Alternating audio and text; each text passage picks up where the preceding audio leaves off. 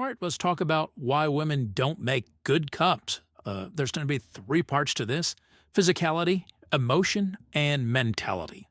Physicality is in reference to strength, size, and reaction time. So let me preface this entire conversation by saying we're talking about generalities. We're not going to argue over specific exceptions to the rule or talking about averages here. So men are on average stronger than women, are on average larger than women, and on action have faster reaction time. This one doesn't get talked about merely enough, I don't think. So reaction time is when they test it, they'll give you a stimulus such as a light will come on or there will be a beep, and you will physically react to that stimulus by pressing a button. That's how it's measured. How it is used is I can block a punch, or I can draw a gun, or I can throw a punch faster if my reaction time is faster. Men, on average, are much faster on reaction time than women. All right, the next one that we'll talk about is emotion.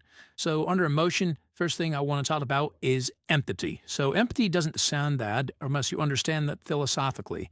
The role of police are to be the force arm for the state. Their job is to enforce the laws of the state by force or by threat of force.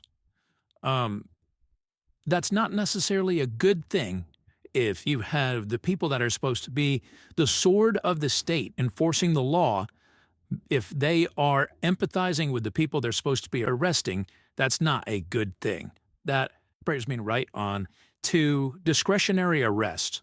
So, women officers arrest people less often than male officers if they have a choice. So there's certain things that you do not have a choice on as an officer. Most states, that's domestic violence and DUI. So the laws in most of those states read you shall arrest. Almost everything else is a discretionary arrest.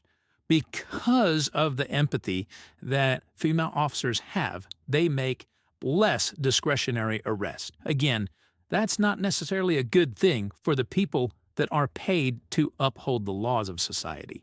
And finally, mentality.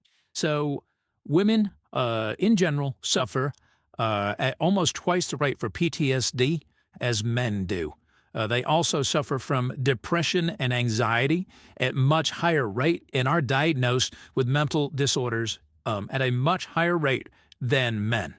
So I don't know if it's a great idea to be giving these people training and giving them firearms when they are more likely than men to have mental disorders, PTSD, depression, and anxiety.